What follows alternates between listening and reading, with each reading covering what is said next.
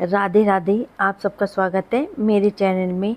अक्षय तिथि की पूजा विधि इस प्रकार है। अक्षय तिथि 19 अप्रैल को पड़ रही है। आपको सुबह जल्दी उठ के स्नान करना है, पीले रंग के वस्त्र धारण करने हैं, विष्णु जी और लक्ष्मी जी की प्रतिमा की पूजा करनी है या फिर मूर्ति है तो मूर्ति की करनी है। आपको घर के मंदिर को अच्छे से साफ सुथरा करके गंगा जल से पवित्र करना है। चौकी पे प्रतिमा लगानी है। उसके बाद कुमकुम चंदन का तिलक करना है, पीले फूल व तुलसी दल अर्पित करने हैं। जौ सत्तू या खीर का भोग लगा के आपको ओम नमो भगवते वासुदेवाय मंत्र का जाप करना है और आपको विष्णु जी की आरती उतारनी है, लक्ष्मी माता की आरती करनी है।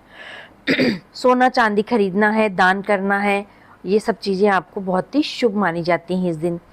इस दिन आपको सोना चांदी अपने सामर्थ्य के अनुसार आप कुछ भी खरीद सकते हैं और दान आपको इस दिन जौ का, सत्तू का आपको दान करना है, क्योंकि ये दिन बहुत ही ज़्यादा शुभ है। आपको स्नान करना है सबसे पहले और संकल्प लेना है।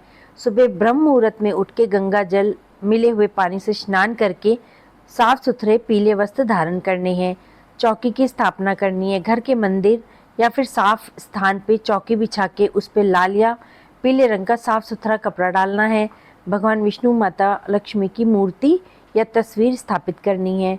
गंगा जल छिड़काव करना है। पूरे पूजा स्थल को पवित्र करना है। आपको भगवान विष्णु को चंदन और माता लक्ष्मी को कुमकुम का तिलक लगाना है। भगवान विष्णु को पीले पुष्प, तुलसी दल और माता लक्ष्मी को कमल या फिर गुलाब के फूल अर्पित करने हैं। गुड़हल के फूल भी आप अर्पित कर सकते हैं।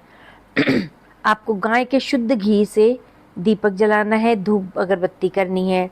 भोग में आपको भगवान को जौ, गेहूँ, चने की दाल, सत्तू, खीर या फिर मीठे भात का भोग लगाना है जो उनको अति प्रिय है। और बाद में आपको इसी को दान देना है। इसी को आपको खुद भी खाना है और दूसरों को भी आपको ये खिलाना है। मंत्रों का जाप करना है, कथा सुननी है अथवा सुनानी है। ओम नमो भगवते वासुदेवाय मंत्र का जाप करना है। लक्ष्मी माँ के मंत्रों का जाप करना है और लक्ष्मी नारायण की कथा सुननी है अथवा पढ़नी है। आरती करनी है। अंत में कपूर या घी के दीपक से लक्ष्मी माता की और नारायण भगवान की आरती करनी है। इस दिन आपको सत्तू, चावल, चीनी, घी, दही और वस्त्रों का दान करना है, जो कि अत्यंत फलदायी माना जाता है। इस दिन सोने या चांदी की वस्तु को खरीदना या फिर किसी नए काम की शुरुआत करना अत्यंत शुभ है और अक्षय है, जो कि कभी खत्म नहीं होता है, फल देने वाला माना जाता है। तो इस प्रकार से आपको अक्षय तिथि वाले दिन पूजा विधि करनी है और पूजा अर्चना करनी है प्रभु की और माता लक्ष्मी की। अब हम बात करेंगे अक्खा तीज की, जो कि अक्षय तिथि वाले दिन ही पड़ता है। रविवार 19 अप्रैल 2026 को ये मनाया जाएगा।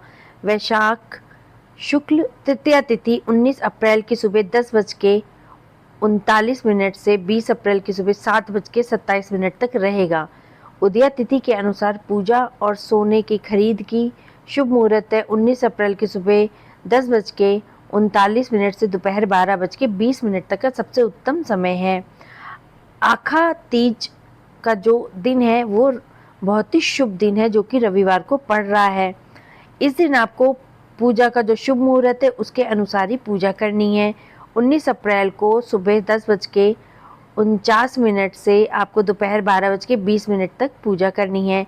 सोने की खरीदारी का जो समय है वो है 19 अप्रैल की सुबह 10:39 से 20 अप्रैल की सुबह 7:27 तक। इसका मतलब कि आप 19 तारीख को पूरा दिन आप खरीद फरोख्त कर सकते हैं। यह एक अभूत मुहूर्त है जिसमें विवाह, नया व्यवसाय या फिर गृह प्रवेश जैसा कोई भी मांगलिक कार्य आपको बिना पंचांग देखे आप कर सकते हैं। इस दिन मान्यता है कि दान, पूजा, सोना खरीदने से समृद्धि में अक्षय यानी कि कभी ना खत्म होने वाली वृद्धि होती है।